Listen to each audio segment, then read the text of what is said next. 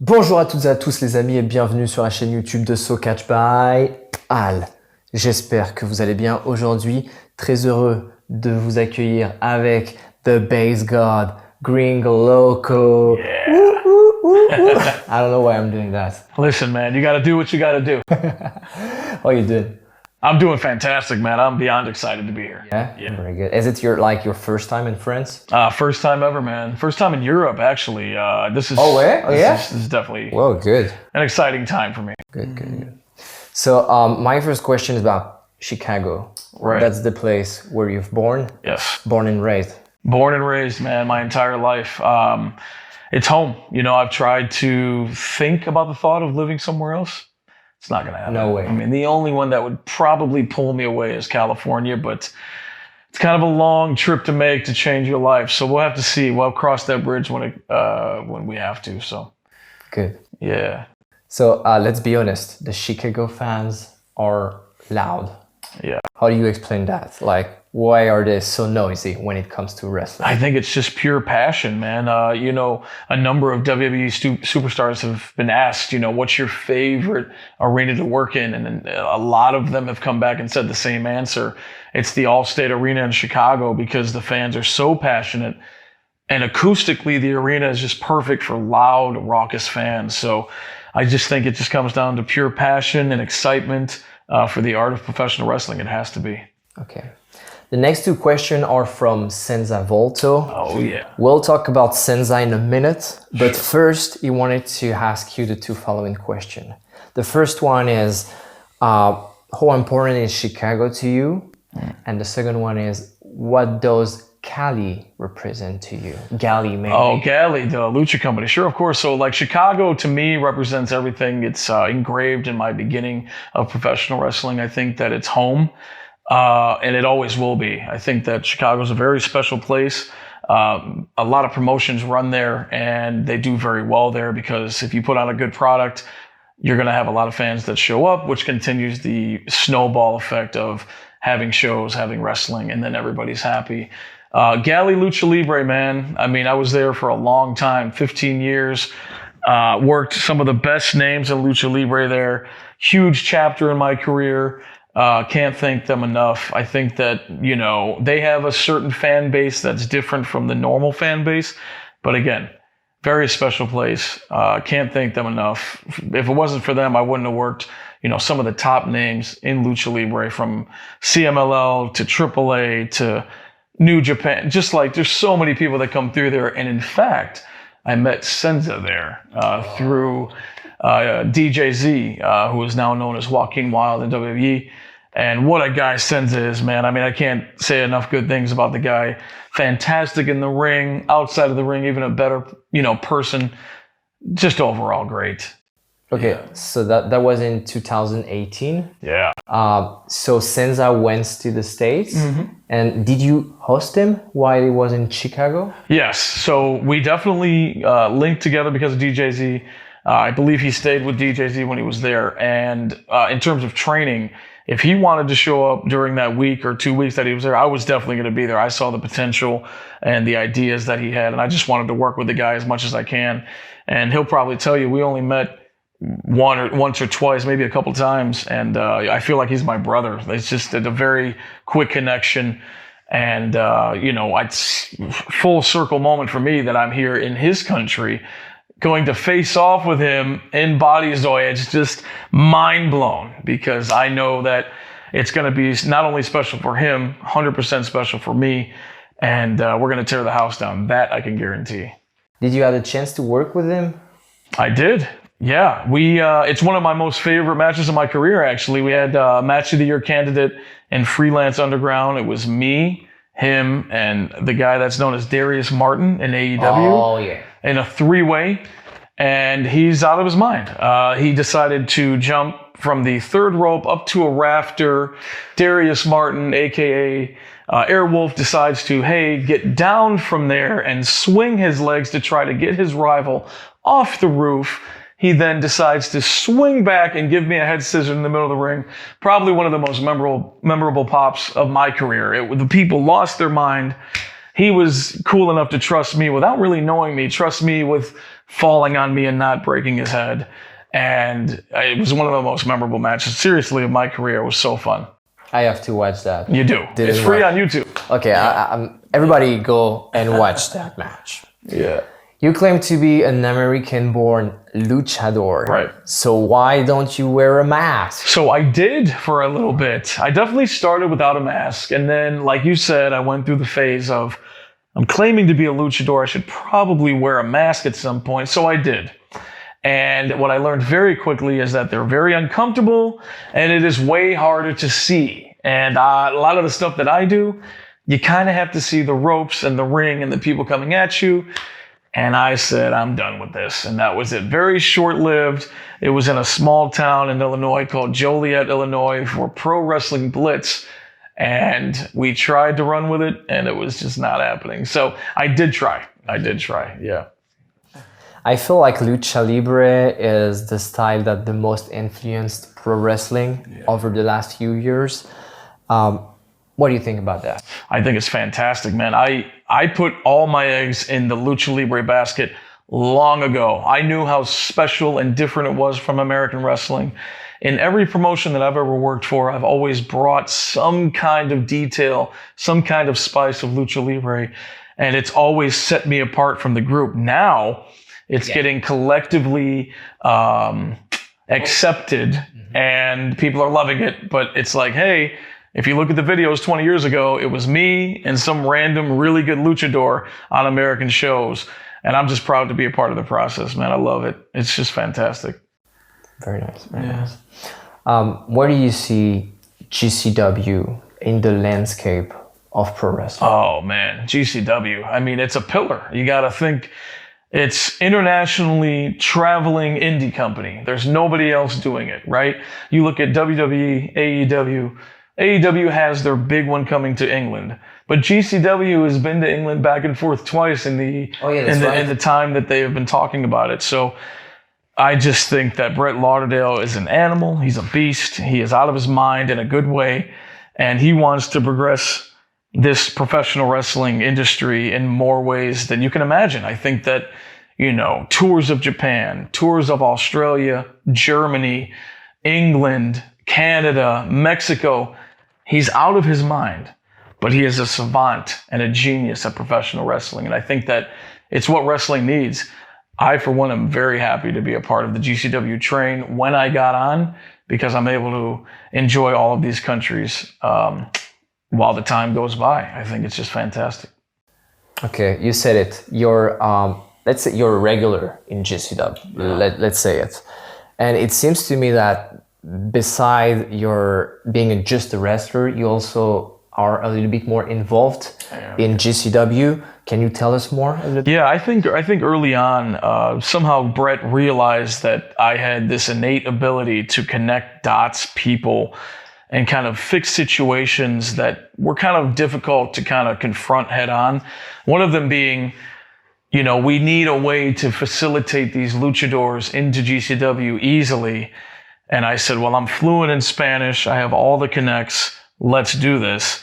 And from that day on, I think I've become pretty much the liaison or the messenger for all Lucha Libre talent in GCW. They all have to pass through me. I know exactly what everybody's doing, who pairs with who. It really is an innate ability that I have to make the best match possible, which is what Brett Lauderdale wants in his company anyway. So it's just a perfect pairing. Like, I've wanted to travel like this my entire career, and he's always wanted all of these talents in his company, and I'm the one to facilitate all of the deals. So, as soon as, like, for example, Mask of Dorada was released, he was like, can you get him? And I'm like, I have him in my phone right now. I was in his class when all of us didn't have a name 15 years ago in CMLL. I have him in my phone. Let me see what I can do. His first indie date was for GCW, which is a lot of these guys. Commander, first indie date in the States, GCW. First indie date for Hijo de Vikingo, GCW. Brett Lauderdale is on the cusp of everything that happens for the first time, and I think it's great. I'm glad to be a part of it. According to you, what should GCW be doing to be even more popular? Oh my God, more popular. I think. I don't know. Is that possible? Sky is the limit. I think that what he's doing is exactly what should be happening to make GCW popular. He's literally taking the caravan throughout the entire world, presenting us in a very good light and saying, this is what we have. Do you like it? And, you know, based on back-to-back sold-out shows the other day at New York City Melrose, straight up the road to Toronto the next week, and they were both sold out. Can't even buy a ticket anywhere. I think that's a sign that GCW is on the right path. I think Brett Lauderdale knows exactly what he's doing. So to become more popular, man, I don't have the answer. I think we're there. Maybe bring like some famous guy, like, is he thinking about bringing Shaquille O'Neal? Oh, that would be something. There you go. Or Karl Malone, let's bring him. Dennis Rodman. Yeah, I mean, we can go the realm of celebrity, but if we're selling out without him, is it necessary? You got a point. Right. Point. The past few months, you seems to be gotten very close to ROH. Oh, yeah. Can we expect you to sign a contract with them? So, according to the internet, I've already signed a deal. If you listen to the dirt sheets, I'm a signed wrestler making the big bucks. I think we just have to see where that goes in the future. You know, that night that I debuted for Ring of Honor was a very magical night. It was straight out of a movie. I think that, I mean, getting that picture with Tony Khan, raising my hand, everybody in that locker room was like, that does not happen often. You should cherish that.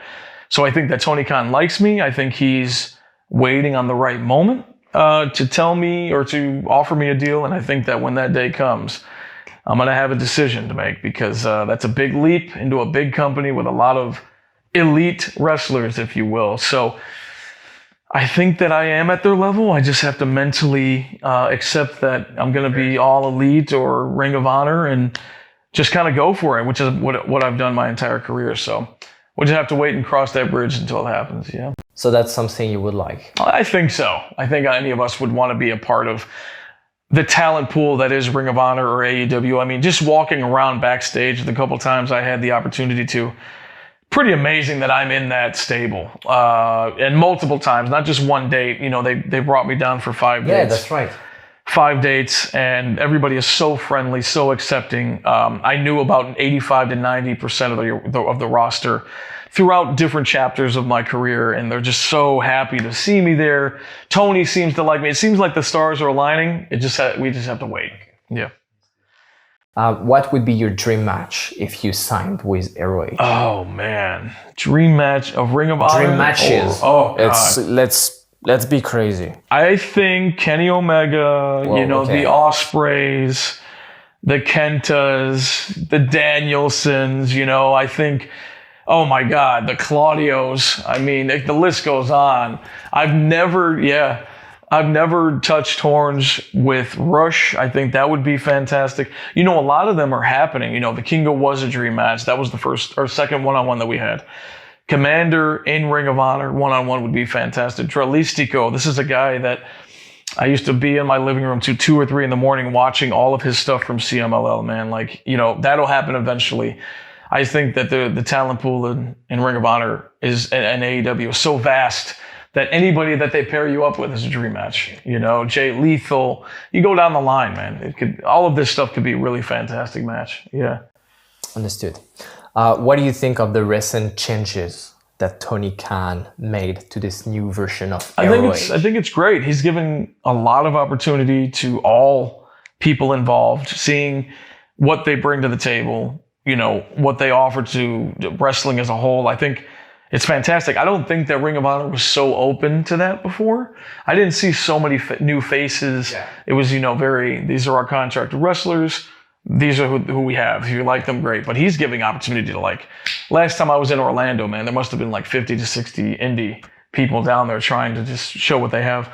So I think the changes are great, man. I mean, opportunity is always something we're looking for as wrestlers. So it's fantastic. Understood. If you don't work, or if you don't sign a contract with ROH nor AEW, another company big in the States would be WWE. Oh, right. Have you ever had a WWE tryout? I never have. Early on, I was 15 years old. I had a seminar with Tom Pritchard, who was a renowned producer, wrestler in WWE. But this is when I was 15. That was the only time I got anywhere close to anything with WWE.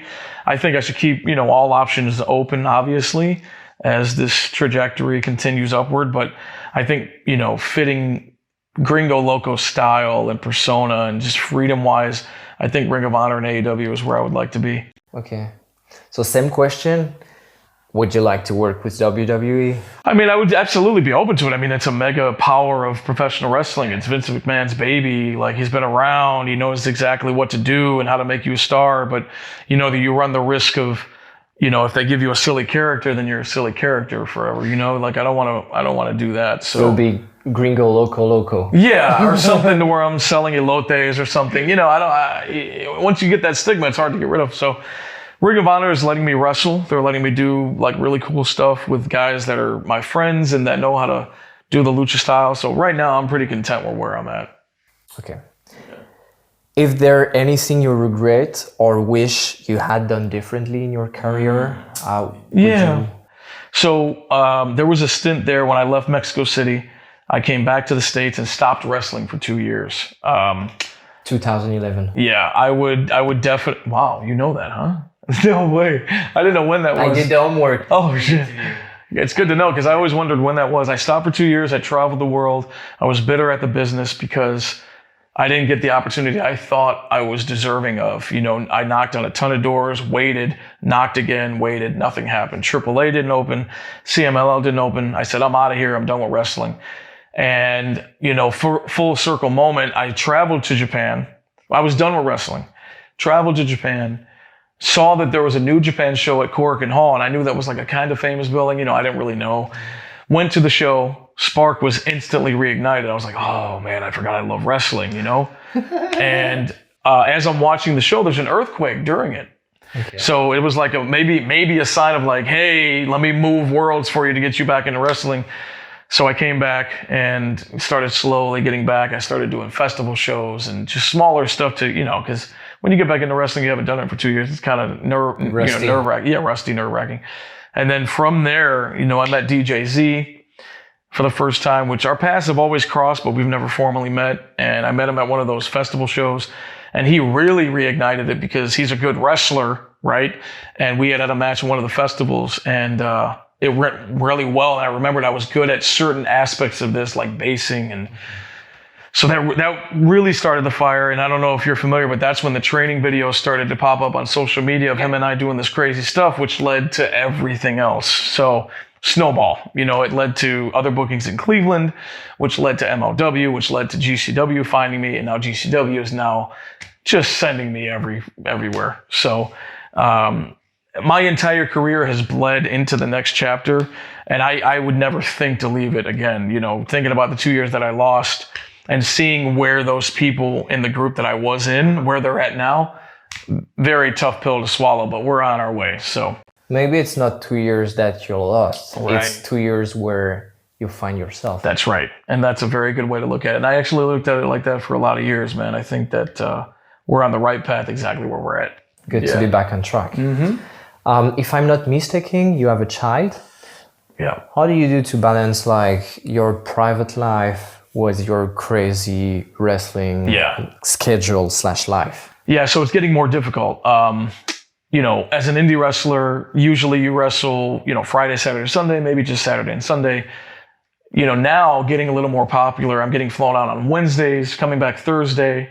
Have to leave out Friday again, so I'm like gone a lot of the week. So it's getting harder to walk out that door and say, I love you guys and I'll see you guys in a couple of days. You can see the sadness getting deeper or the missing you getting stronger.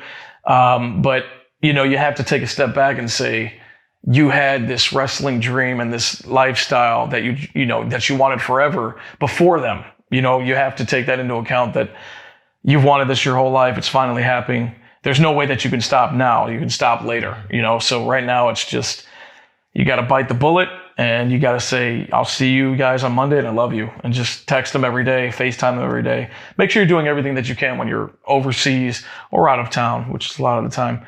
Just letting them know that you love them, You know what I mean? It's getting more difficult though, for sure. She wrestles too, by the way. Oh, Yeah, she does like head scissors off the top and everything. Yeah, she's fantastic. it's nice in a way because it helps to understand like the whole situation. Yep.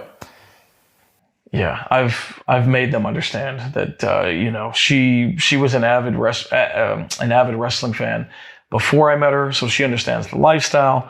And then my daughter grew up in a wrestling household, so she's like, "Oh, you've been doing this, so go do what you have to do." She's a little more understanding than the girlfriend, but they're getting it. It's fine. You know what I mean? Good. That's good. And finally, last question of this interview. Let's imagine that time travels are possible. What is the piece of advice that the you from now would tell to the you from the past? Oh God, yeah. I would look straight at them and say, if you're thinking about giving up now and you're bitter, just keep going, because the door becomes wider, the energy becomes stronger, and your passion becomes undeniable.